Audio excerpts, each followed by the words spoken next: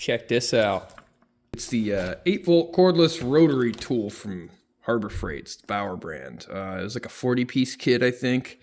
Ran me about 60 bucks at the time I bought it, and I've had it for about a month now and figured I'd talk about it today.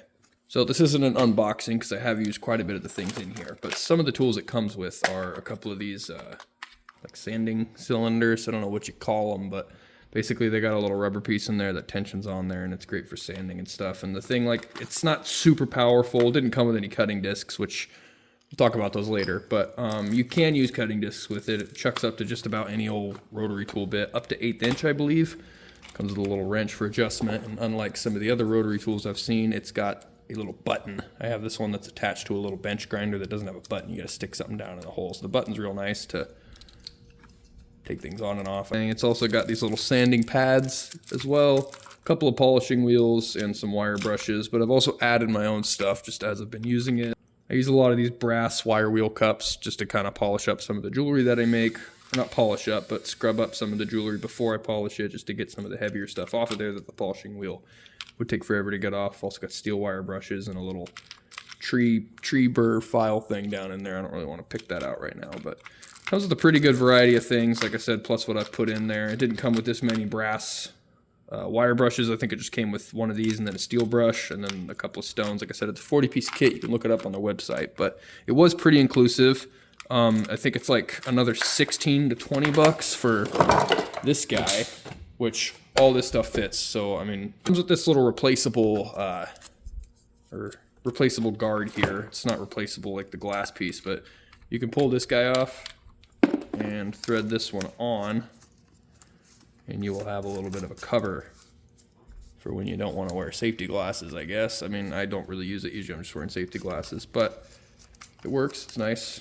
It's a little bit bulky and it doesn't fit in the case with that on there, so I usually use this and just leave that on there. But the tool uses a USB type, I think it's micro USB. It's the old Android chargers basically before they switched to USB-C, and that's fine. You can't use a regular one though. That won't charge it because it is an 8-volt, not a 5.5 volt, I think is what phones usually are. You do have to use a special charger that it comes with, and if you lose this, you'll have to order one that has the same output and everything. So it charges it at a decent speed. It's got this handy little loop that pops up. I like to use it to hang it on the pegboard while it's charging, and then it does have this little indicator while it's charging, and then also while the thing's on, that indicator will turn on, tell you what speed you're at, and then how much battery you have. That's pretty handy to know how much battery you have and everything. And the other thing is it is variable speeds. So if you need to increase the speed, you just press that plus button. You can hear it revving up. Thing is, it's variable speed, but it also is kind of a little bit variable torque as well. It does have pretty good torque down low, but it isn't really as much as it does up high. So even if you do want low speed but high torque, you kind of just got to deal with running it at like the 3 setting. The 3 setting seems to be full torque from what I can tell. It can, like I said, use cutting discs. Now I'll go ahead and show you a demonstration of me cutting. I would use an angle grinder in most cases for something like this, but just to demonstrate the cutting disc on here, I'm going to go ahead and cut this piece of copper pipe. Put on my safety goggles real fast. Now I'll run it at the number 4 setting, which is 1 below the max setting. So turn it on. See, I'm at number 4, and I'm not going to change that.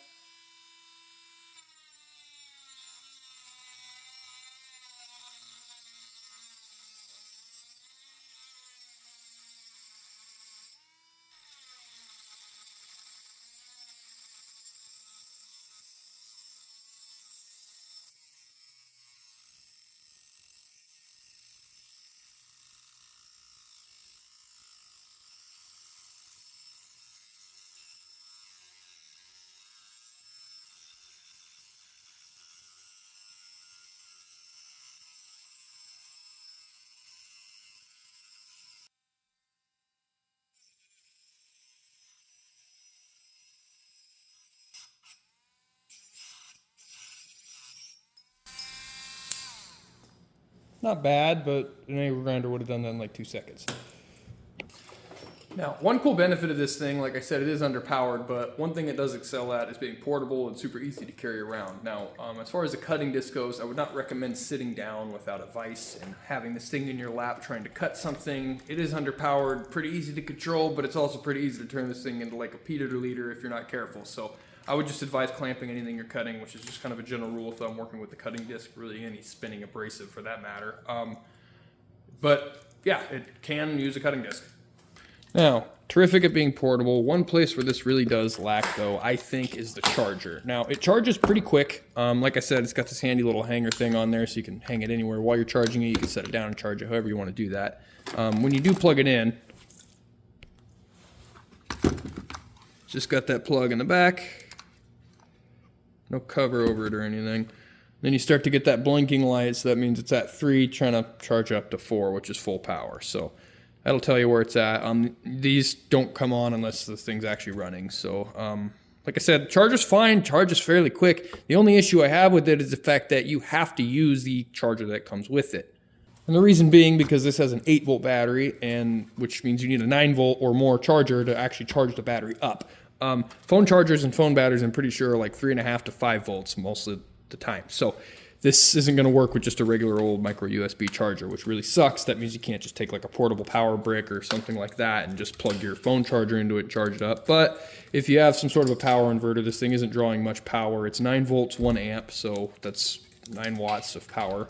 Point being is you don't need a very powerful power inverter. Even a cigarette lighter one will work if you do got to charge it on the go. But it sucks that you can't just have one of those portable power bricks to plug in your phone charger and charge the thing. But I mean, that's kind of a minor complaint, I suppose. The grand scheme of things, this thing is really, really good at a lot of things. Great at being portable as far as use goes. Charger's really the only complaint there. Comes with plenty of consumables and a really nice little case to hold it all in, plus this case to hold everything in. It's a pretty good deal for 60 bucks, I would say. Things I've used it for recently was I had a fair and I used it to make some jewelry on site at that fair.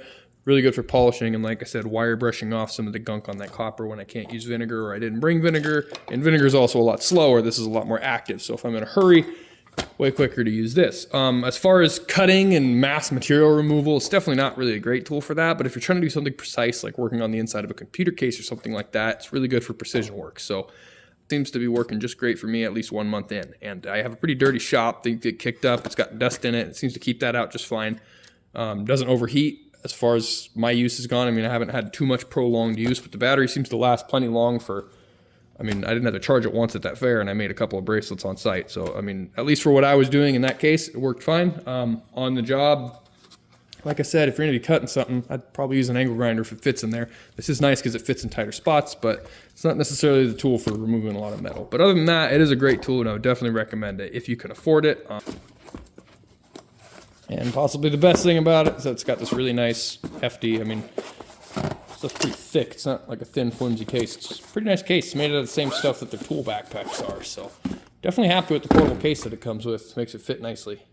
Anyways, if you guys have any experience with this tool, love it, hate it, leave it in the comments. If you think the face looks goofy, go ahead and leave it in the comments. If you enjoyed the video or helped out with your decision to purchase, please consider liking and subscribing. I do tool reviews occasionally. I don't buy tools super often, but when I do, I'll do a review sometimes if I like it. Other than that, hope you guys have a wonderful rest of your day. Thanks for watching. God bless.